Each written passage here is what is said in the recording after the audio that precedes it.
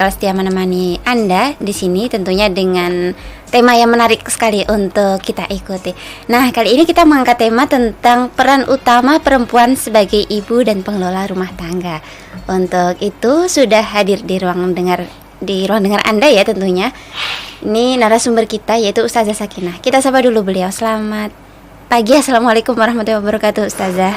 Waalaikumsalam warahmatullahi wabarakatuh. Bagaimana kabarnya Ustazah? Alhamdulillah baik Mbak Tika. Alhamdulillah, semoga Subi Mahkota juga lagi baik-baik saja. Nah, ini sebentar lagi kita juga bakal memperingati Hari Ibu ya, yang diperingati Desember ini.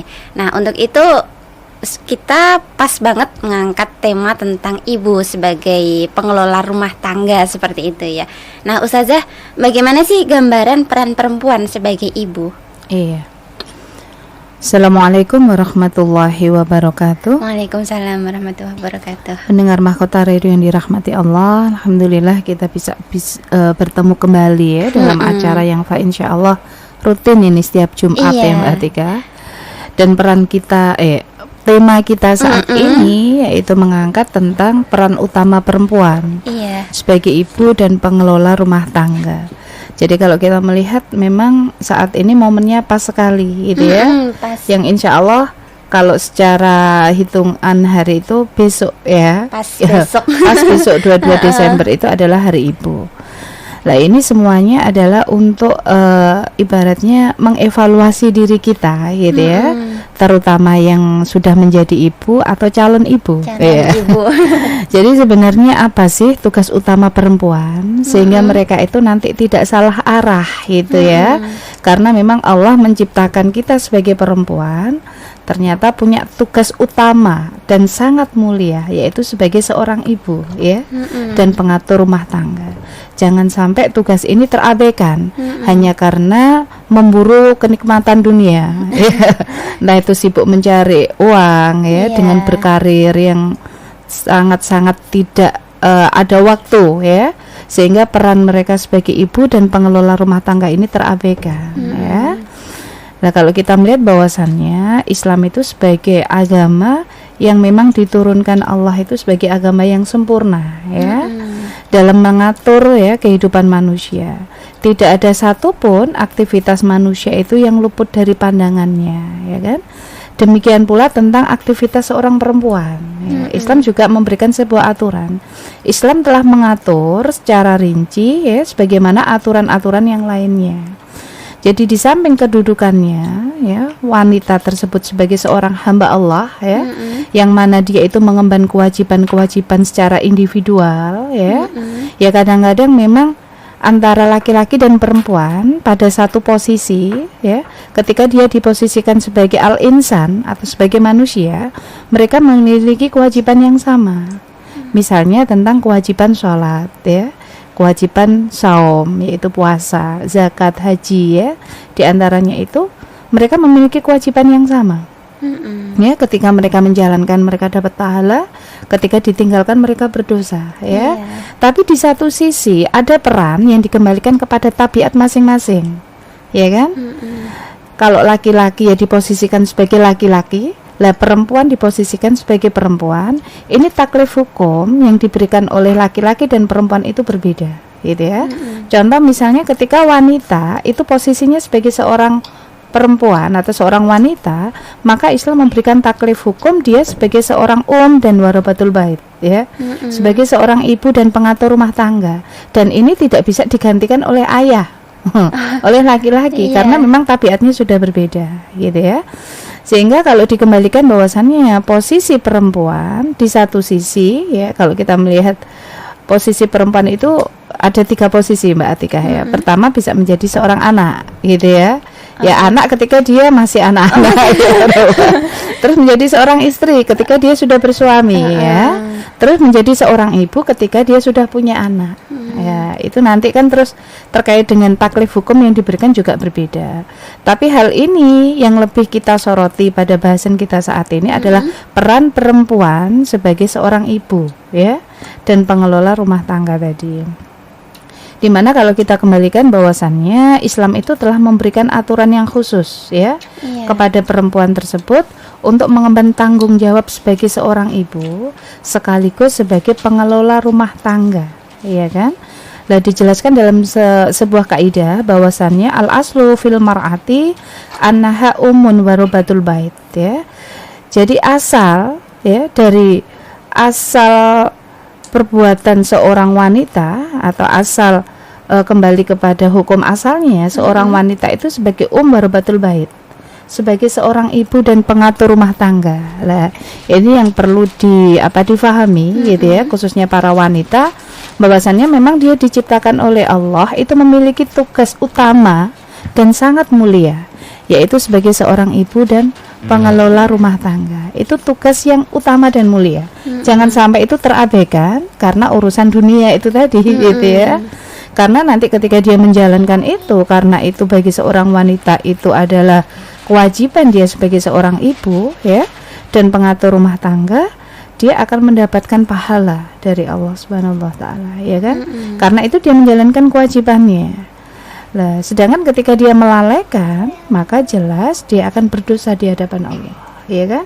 Karena dia telah mengabaikan kewajiban yang sudah dibebankan kepada perempuan tersebut, ya.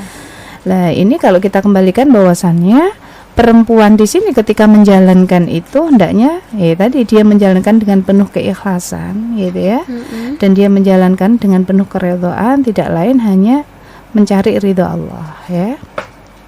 Jadi kalau kita kembalikan bahwasannya kaidah usul tadi bahwasannya hukum asal seorang perempuan itu adalah sebagai seorang ibu dan pengatur rumah tangga, maka perempuan tersebut merupakan sebuah kehormatan yang wajib dijaga.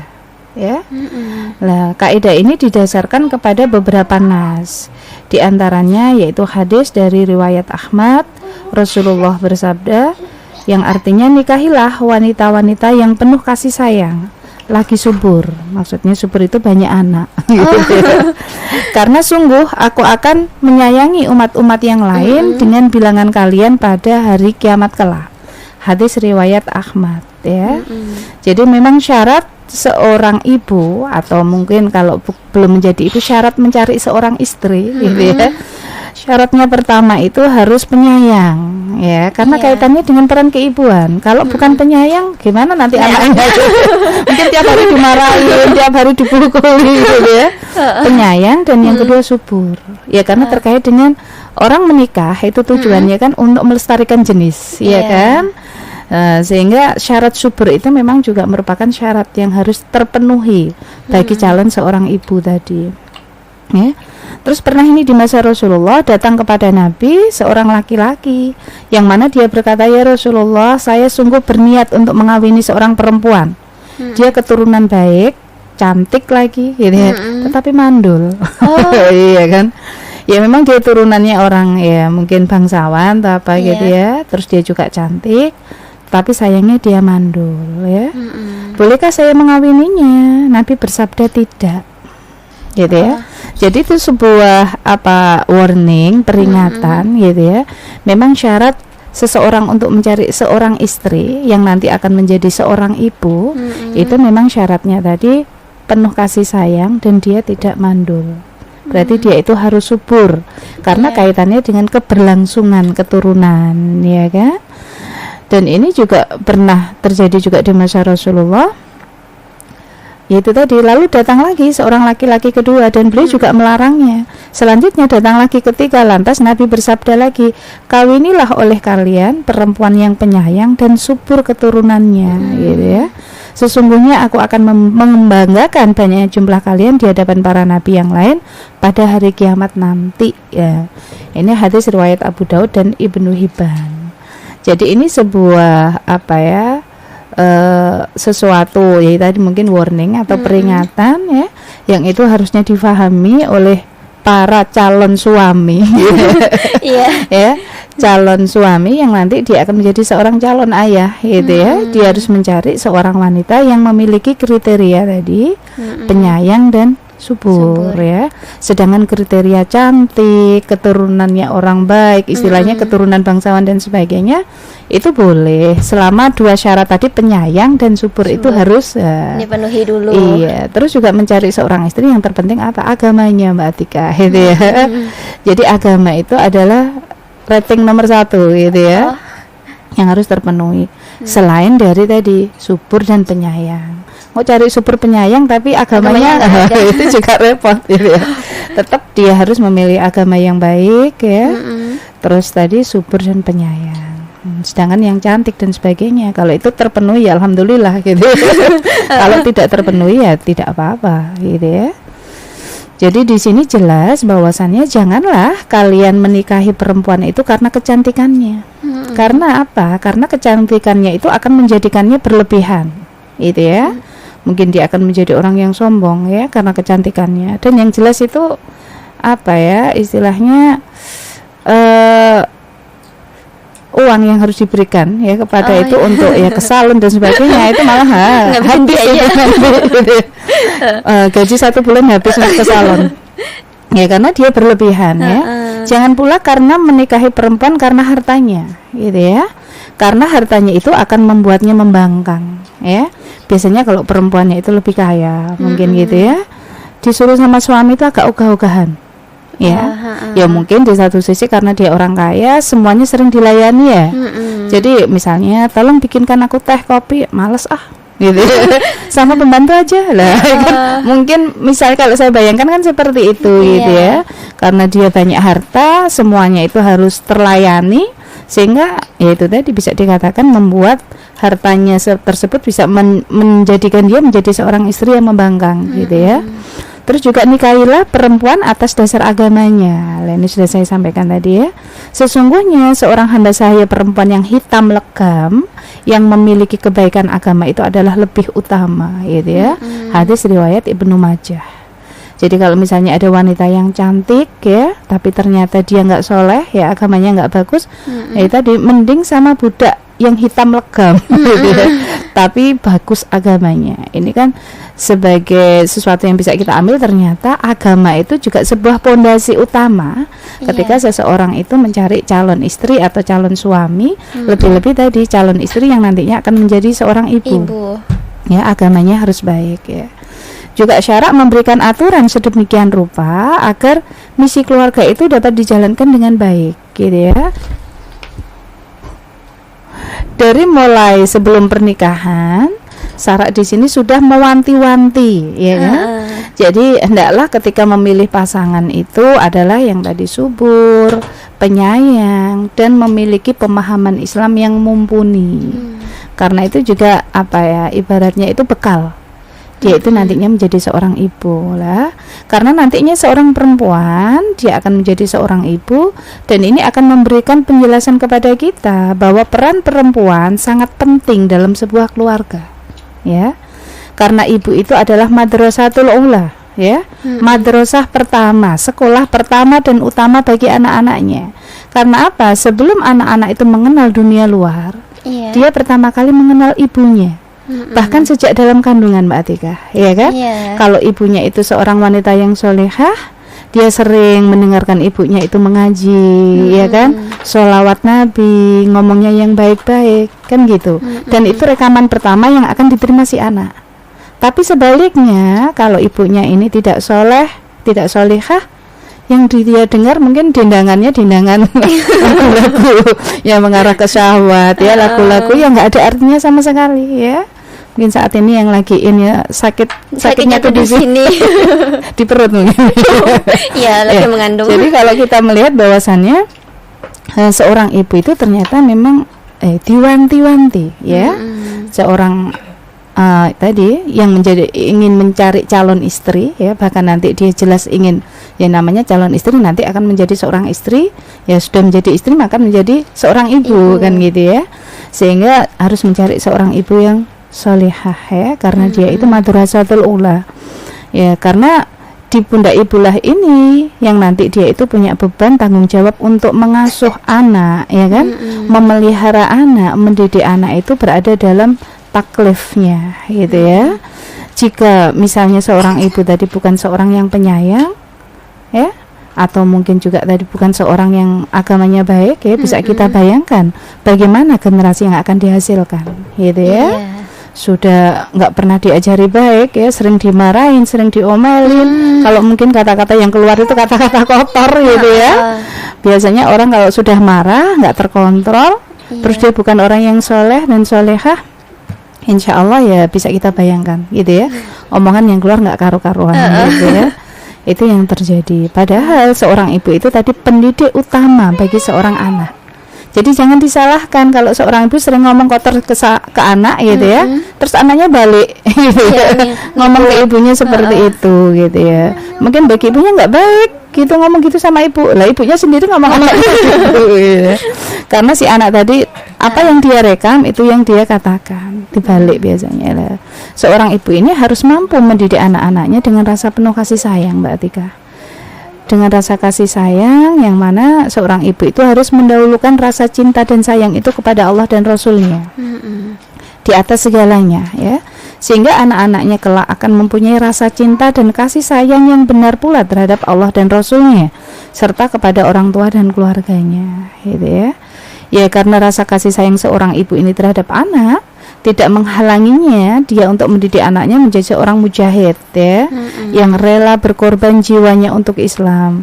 Demikian pula seorang anak tidak akan terhalang untuk mengorbankan miliknya yang paling berharga untuk memperjuangkan tegaknya Islam, walaupun misalnya ia harus berpisah dengan orang tua dan keluarganya. Karena apa? Cinta kepada Allah dan Rasulnya itu di atas segalanya, gitu ya. Itu sebuah gambaran terkait dengan peran seorang ibu, Mbak Atika, ya. Iya, Ustazah. Lalu tadi Ustazah sudah menjelaskan bagaimana perempuan sebagai pengelola rumah tangga. Itu gambarannya seperti apa, Ustazah? Iya. Jadi kalau kita kembalikan bahwasannya al-aslu fil mar'ati annaha ummun warobatul bait, gitu ya. Hukum asal seorang perempuan itu adalah sebagai seorang ibu dan pengatur rumah tangga. Jadi kalau tadi kita sudah bahas terkait dengan peran seorang ibu, ya, itu ternyata memiliki peran yang utama, ya, dan juga peran yang mulia, ya, jangan diremehkan, gitu ya. Sosok ibu ini kalau ibunya sholihah, ya, mendidik anaknya dengan baik, fa insyaallah akan menghasilkan keturunan dan generasi yang is the best, gitu ya. Tapi kalau ibunya ini mengabaikan fungsi sebagai seorang ibu, ya, anak itu dididik apa adanya, tidak pernah diarahkan, apalagi mencintai Allah dan Rasulnya, gitu ya. Terus juga mencintai Islam dan sebagainya, fa insyaallah generasi yang muncul juga generasi yang amburadul, gitu ya. Berarti peran seorang ibu itu sangat utama dan mulia, gitu ya. Terus bagaimana kalau dikaitkan dengan peran perempuan sebagai pengelola rumah tangga? Nah, tentang kewajiban sebagai rabatul bait atau pengelola rumah tangga, yaitu sebagai pengelola dan pengatur rumah, gitu ya. Maka Islam pun telah menjelaskan, dan di dalam banyak hadis diantaranya, ya, dikisahkan suatu saat Fatimah, ya, anak Rasulullah itu mendatangi Rasulullah, ya.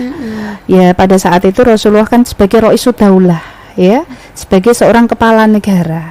Lah anaknya ini tidak punya pembantu. Ya, dia meminta pembantu kepada Rasulullah dengan alasan tadi, saya merasa berat menggiling gandum untuk adonan, gitu ya. Nah, ketika datang ke Rasulullah nggak bertemu Rasulullah, terus Rasulullah mendatangi rumah Aisyah. Lalu Rasulullah mendatangi rumah Aisyah tadi, Rasulullah berkata kepada Aisyah, telah dikatakan kepadaku bahwa engkau datang untuk meminta. Lalu apa sebenarnya keperluanmu, gitu ya. Fatimah menjawab, ada kabar yang kudengar bahwa beberapa pembantu telah datang kepada engkau. Jadi ibaratnya gitu, minta dong satu saja, gitu ya. Karena dia anaknya seorang kepala negara, gitu ya. Maka aku ingin agar engkau memberikan seorang pembantu untukku, ya, untuk membuatkan roti dan adonannya. Karena hal ini sangat berat bagiku. Beliau berkata, mengapa engkau tidak meminta yang lebih engkau sukai atau yang lebih baik dari hal itu, ya. Kemudian beliau memberi isyarat kepada keduanya, maksudnya Aisyah dan Ali, ya, bahwa jika keduanya hendak tidur, hendaklah bertasbih kepada Allah, ya, terus bertakbir dan bertahmid, ya, dengan bilangan tertentu yang disebutkan kepada keduanya. Lalu akhirnya beliau berkata, itu lebih baik bagimu daripada seorang pembantu. Hadis riwayat Muslim, gitu ya. Jadi ini sebuah gambaran bahwasannya di masa Rasulullah pun anak Rasul ya sekaligus seorang kepala negara, ternyata beliau itu juga sebagai seorang warubatul bait tadi, pengelola rumah tangga. Dengan beratnya dia menjadi ya mungkin mengurusi rumah gitu ya, pinginnya sih minta pembantu.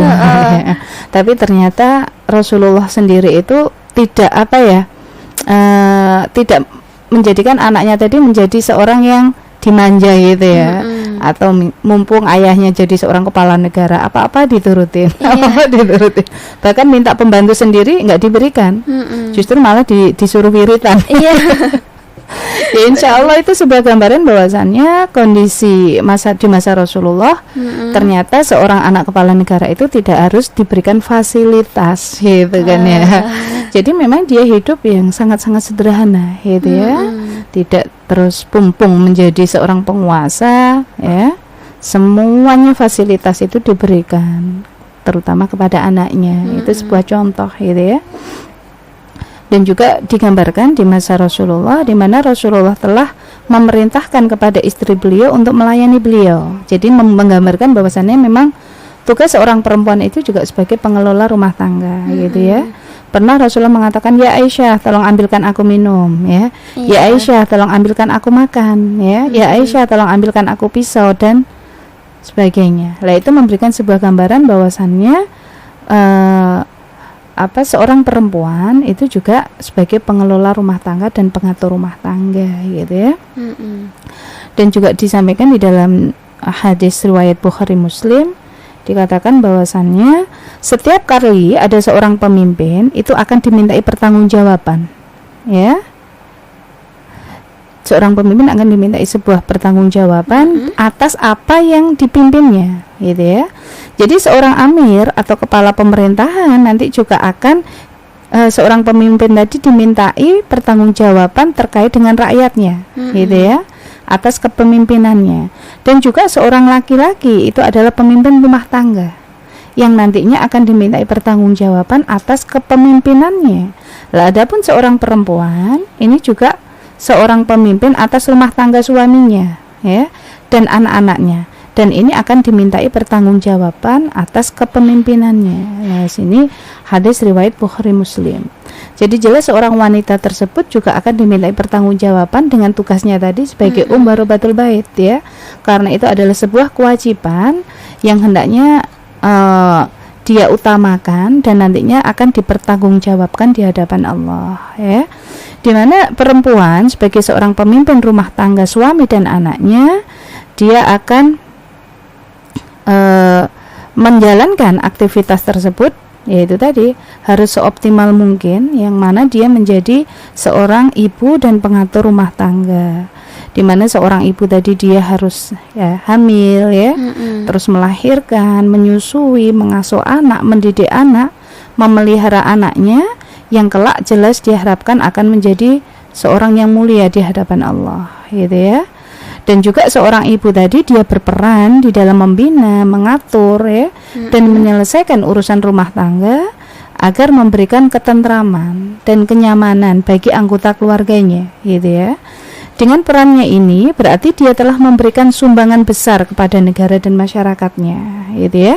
Sebab dengan begitu berarti dia telah mendidik dan memelihara generasi umat agar tumbuh menjadi individu yang soleh gitu ya. Di tengah-tengah masyarakatnya. Dengan begitu bisa dikatakan bahwa kepemimpinan perempuan ini berperan melahirkan calon pemimpin umat ya di tengah-tengah masyarakat. Seperti itu Mbak Atika. Nah iya Ustazah. Lalu bagaimana dengan kondisi ibu sekarang? Ke pertanyaan selanjutnya ya SP Mahkota, ini SMS yang udah masuk. Yang pertama ini dari Via di Gendong.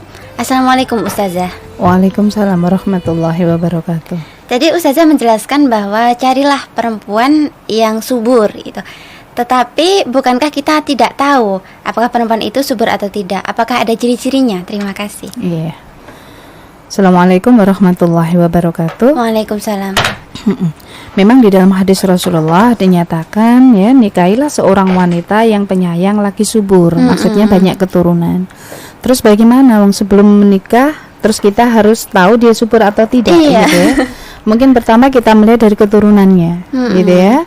Jadi kalau misalnya dia itu bukan anak tunggal gitu ya. Bukan berarti anak tunggal terus nggak subur gitu ya. Karena kondisi saat ini pengennya punya 1 anak atau 2 anak gitu ya, nggak mau banyak-banyak. Tapi kan bisa melihat dari keturunan ibunya gitu ya, atau bapaknya. Oh ternyata ibunya itu saudaranya 4, bapaknya saudaranya 5 misalnya. Oh berarti dia keturunan orang subur gitu ya. Atau juga bisa kita lihat seseorang perempuan yang mana dia itu jarang head gitu ya, headnya nggak teratur ya, bukan berarti yang nggak teratur itu mandul gitu ya, tapi yang biasanya apalagi yang nggak head sama sekali ya, atau mungkin head 6 bulan sekali, itu kalau misalnya di apa ya istilahnya diperiksakan ke dokter dan sebagainya, karena ketidak terjadinya head tadi, karena itu kaitannya nanti kan dengan rahim ya, atau kesuburan seorang perempuan. Jadi cirinya bisa dilihat itu, oh, berarti kok jarang head gitu ya. Ini juga perlu diwaspadai dan bisa konsultasi ya kan ke dokter. Kalau misalnya saya kok suka sama cewek ini gitu ya, tapi kok ternyata dia jarang head gitu ya. Mungkin bisa konsultasi ke pihak medis gitu ya, atau dokter, apakah dia itu berkemungkinan menjadi seorang yang subur ataukah mandul. Ya. Biasanya kalau yang headnya itu jarang, apalagi nggak head ya, ya mungkin dia punya ya istilahnya wanita istimewa. Yang biasanya normalnya kan wanita head, dia nggak head ya. Kok ternyata bisa jadi gitu ya, dia terkategori orang yang mandul. Tapi ternyata yang saya tahu Fatimah anaknya Rasulullah itu nggak head. Iya nggak. Ya. Tapi atas izin Allah dia punya anak, ya kan? Punya anak Hasan Husain itu kan ya. Lah itu bisa dikonsultasikan, dan kadang-kadang apa yang sudah dicuklis sing sudah dikatakan oleh dokter itu kadang-kadang berbeda dengan kenyataan gitu ya. Atau mungkin dia sudah seorang yang masih gadis, terus dia itu mengidap penyakit rahim ya, entah itu kanker rahim atau mio gitu ya, atau kista gitu ya, yang itu terkait dengan kesuburan dari rahim tersebut. Nah, ini juga perlu diwaspadai. Tapi kadang-kadang Allah berkehendak lain ya. Dokter sudah memvonis mandul, tapi ternyata dia punya anak gitu ya. Begitu. Jadi sebuah gambaran bahwasannya kita bisa melihat dia subur atau tidak. Itu dari keturunan, atau dari mungkin dia berpenyakit seperti apa, atau dia itu metabolisme ya itu tadi ya, seks dan tidaknya itu dia alami atau tidak. Itu bisa dilihat seperti itu Mbak Tika. Iya Ustazah. Lalu dari Ardi ya yang ada di babat sini saja, Ustazah, misalkan ya kita kan ibu rumah tangga gitu ya, punya seorang istri dan istri kita sibuk gitu, terus kita memberikan pembantu, apakah itu sudah tergantikan perannya? Iya. Jadi kalau kita kembalikan bahwasannya peran sebagai utama sebagai seorang ibu dan pengatur rumah tangga itu adalah kewajiban utama dan kewajiban yang mulia, ya kan? Misalnya seorang ibu, ya mungkin kalau kita kembalikan bahwasannya seorang ibu tadi tugasnya kan juga mengatur rumah tangga. Nah, ketika suami melihat seorang ini ya, istri tadi bahwasannya tugasnya banyak sekali ya, anaknya banyak ya, rumahnya besar gitu ya. Terus juga melihat si istri yang dia itu tidak bisa menjalankan fungsinya sebagai batul bait ya dengan optimal, justru malah seorang suami wajib untuk mencarikan pembantu gitu. Jadi meringankan gitu loh tugas ibu dan pengatur rumah tangga. Tapi kalau dikira misalnya dengan 1 anak gitu ya, terus ya ibaratnya rumahnya juga nggak terlalu luas dan sebagainya gitu ya, bisa dijalankan sendiri gitu ya, itu sebenarnya cukup ya, dia menjadi seorang ibu dan pengatur rumah tangga sendiri kan gitu ya. Tapi kalau misalnya karena kasih sayangnya suami gitu ya, kasihan nanti kalau kamu terlalu capek kan nggak bisa mendidik anak dengan baik gitu ya, nggak bisa melayani suami dengan baik. Nah si suami tadi memberikan, ya insya Allah itu boleh-boleh saja Mbak Atika gitu ya. Tapi kalau itu dijalankan sendiri dengan penuh keikhlasan, dengan penuh kerelaan, ya pahalanya ya diberikan ke istri semua ya. Tapi kalau peran dia cuman sedikit, ya kembali lagi ya pahalanya nggak banyak. Gitu ya. Jadi itu dikembalikan bahwasannya fungsi utama dia sebagai Batul Bait ya. Jadi kalau dia menjalankan tadi dengan penuh keikhlasan, dengan penuh kerelaan, fa insyaallah pahala akan dia dapat, generasi yang terbaik juga akan dia dapat. Iya Ustazah. Selanjutnya, Assalamualaikum Ustazah. Waalaikumsalam warahmatullahi wabarakatuh. Bagaimana pandangan Islam wanita yang bekerja mulai pagi sampai sore, dari Mas Rian yang ada di Babat? Iya. Jadi itu nanti kaitannya dengan tadi ya, yang mau disampaikan oleh Mbak Atikah, bagaimana dengan kondisi wanita saat ini gitu ya. Nanti akan dijelaskan lebih detail ya terkait dengan itu. Memang faktanya saat ini banyak sekali para wanita itu yang justru mengabaikan fungsi utamanya ini sebagai ibu dan pengatur rumah tangga, yang mana dia sibuk bekerja mulai pagi sampai malam hari. Ya, padahal kalau dikembalikan dari sisi hukum, seorang wanita bekerja itu hukumnya mubah. Mubah itu boleh Mbak Atika, ada pilihan ya. Jadi kalau dijalankan dia nggak mendapat pahala, kalau ditinggalkan dia juga nggak berdosa. Jadi seorang wanita bekerja secara hukum dia nggak mendapat apa-apa, maksudnya nggak mendapat pahala, ya karena memang hukumnya mubah ya. Tapi justru ketika kemubahan itu terus dia meninggalkan peran utamanya sebagai seorang ibu dan pengatur rumah tangga, dia bisa berdosa di hadapan Allah. Jadi kalau ada nakalnya anak ya, ada anaknya itu bermasalah, itu jangan disalahkan anaknya, karena ibunya yang tidak menjalankan peran dia ya sebagai seorang ibu yang baik ya. Jangan dikit-dikit nyalahkan anak, misalnya nilainya kok jelek-jelek gitu ya, kamu sekarang kok jadi anak nakal ya. Jangan disalahkan si anak gitu loh ya. Tapi ibunya itu harus mengevaluasi, mungkin ini kesalahan saya karena saya sering meninggalkan dia, bekerja dari pagi sampai malam hari ya. Terus mungkin di rumah itu ada pembantu, tapi karena pembantunya secara intelektual juga rendah gitu ya, sehingga si anak sendiri nggak pernah diajarin gitu ya. Bahkan mungkin kadang-kadang ya malah diajarin hal-hal yang kurang baik gitu ya. Jadi jangan disalahkan si anaknya, tapi kembali kepada dia sebagai seorang ibu. Sudahkah saya menjalankan fungsi utama saya sebagai seorang ibu dan pengatur rumah tangga? Jadi jangan disalahkan misalnya seorang suami ketika melihat kenakalan anak, yang disalahkan ibunya. Ya karena apa? Tugas utama dia gitu ya. Sedangkan tugas suami tadi ya menafkahi ya. Jadi kalau suami bekerja karena itu sudah kewajiban dia. Nah, kalau suami bekerja, suami mendapat pahala dan juga mendapat uang. Tapi kalau istri bekerja, dia nggak mendapatkan pahala di hadapan Allah. Dia mendapatkan uang saja, gitu kan ya. Ya, apalagi kalau dia bekerja sampai melalaikan tugas utama dia lah, dia berdosa gitu ya. Apalagi dengan pekerjaannya dia tadi tidak bisa dikatakan misalnya melanggar hukum syara ya. Bekerja tabarut, membuka aurat ya. Di tempat bekerja dia itu berkholwat ya, berkumpul laki-laki perempuan gitu ya. Terus dia ya walhasil ketika kondisi seperti itu banyak terjadi ya kayak perselingkuhan ya, sampai terjadi hal-hal yang nggak diinginkan. Itu ya akibat dari apa? Ketika dia melanggar hukum syara gitu ya. Tapi kalau dia memerankan diri dia sebagai seorang ibu ya insya Allah yang dia lakukan itu dia mendapat pahala di hadapan Allah, dan insya Allah anaknya akan lebih dekat dengan ibunya, anaknya bisa diarahkan oleh ibunya ya kan. Lalu tadi saya sampaikan pahala dia dapat, generasi yang terbaik juga dia akan dapat gitu ya. Iya Ustazah. Lalu kalau seperti itu bagaimana ya dengan kondisi ibu sekarang ini? Iya. Jadi kalau kita melihat faktanya, apa kondisi perempuan saat ini bisa menjalankan fungsi utamanya sebagai seorang ibu dan pengatur rumah tangga? Jika kita refleksikan ke masa sekarang, keprihatinan yang muncul di sini Mbak Atika ya. Bagaimana tidak? Karena saat ini kita sulit menemukan gambaran generasi robani dalam masyarakat yang islami gitu ya. Jadi yang banyak justru malah generasi yang amburadul tadi gitu ya.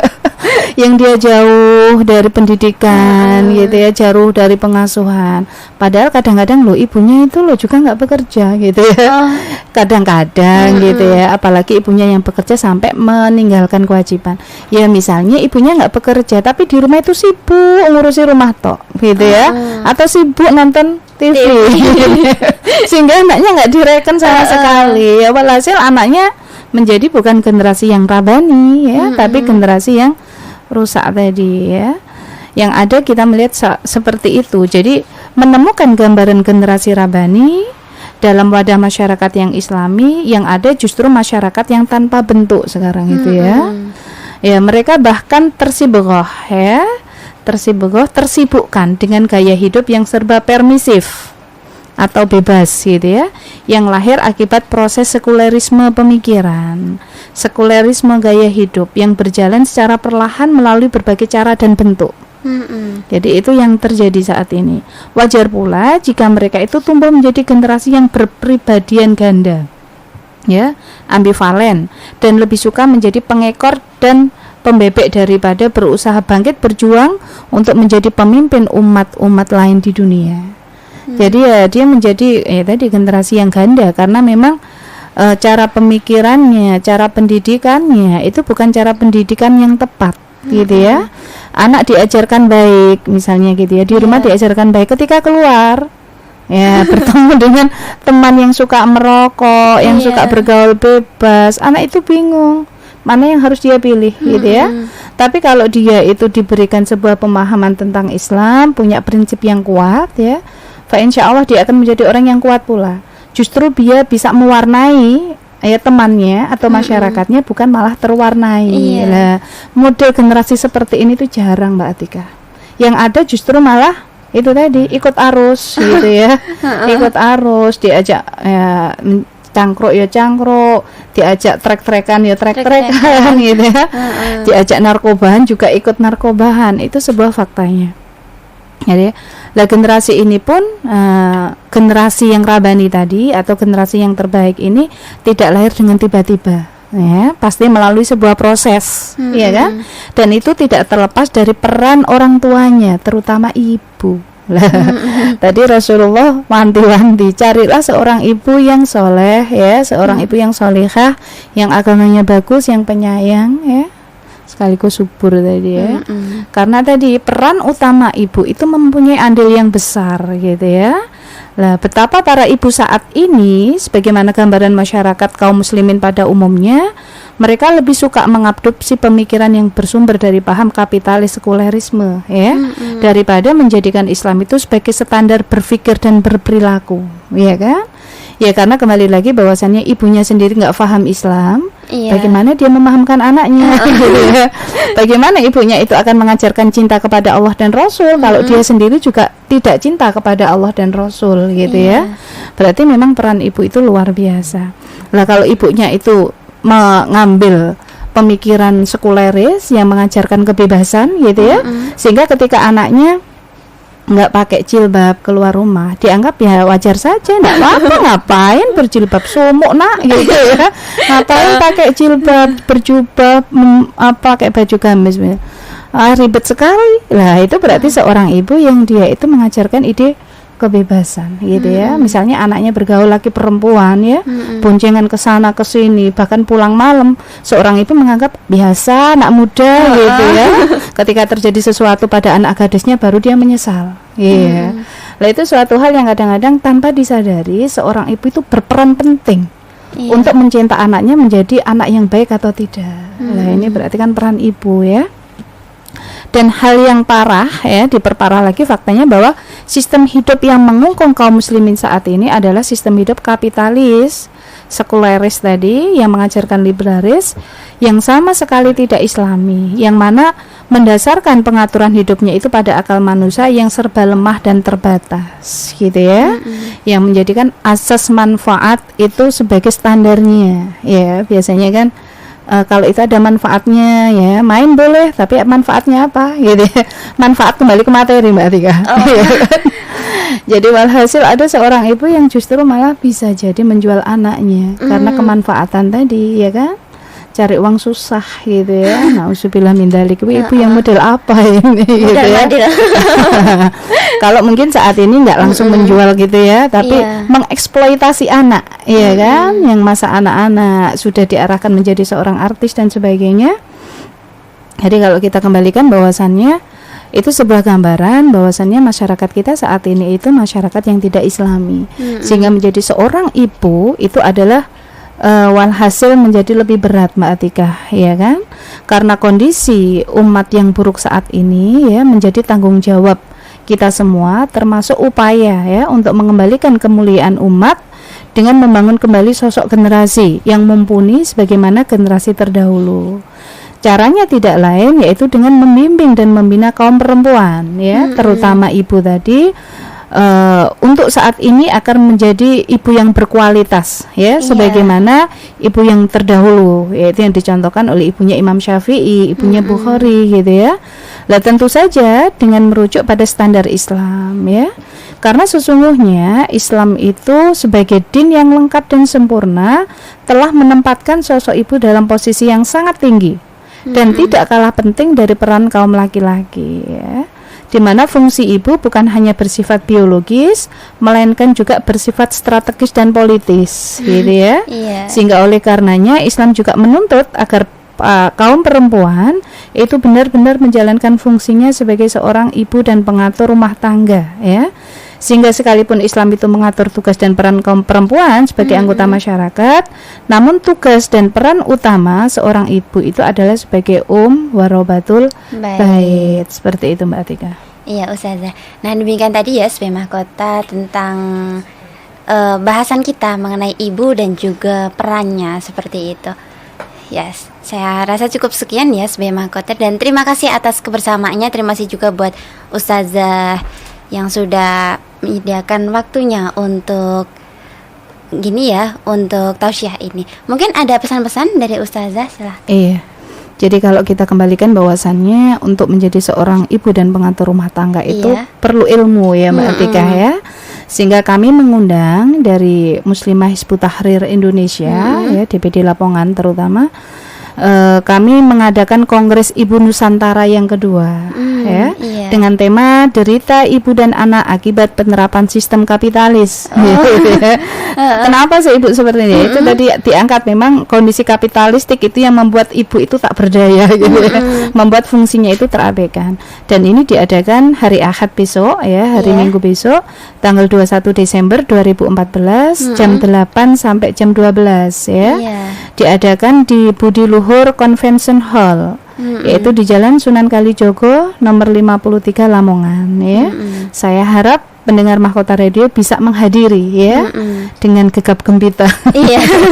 Ya, bisa mengajak ibunya atau mungkin adiknya dan sebagainya untuk menghadiri di acara konferensi Ibu Nusantara. Kami tunggu besok ya, di hari Minggu di Budi Luhur Convention Hall. Insya Allah itu Mbak Tika. Iya, terima kasih sekali buat Ustazah Sakinah ya buat waktunya. Dan sampai di sini sebagai mahkota kebersamaan kita bisa berjumpa kembali insya Allah besok setiap hari Jumat jam 5 sampai jam 6 pagi. Saya mohon pamit ya. Akhirul kata, la izzata ilal bil Islam wala islama illa bi syariah wala syariata illa bi daulah khilafah. Saya pamit. Assalamualaikum warahmatullahi wabarakatuh. Waalaikumsalam warahmatullahi wabarakatuh.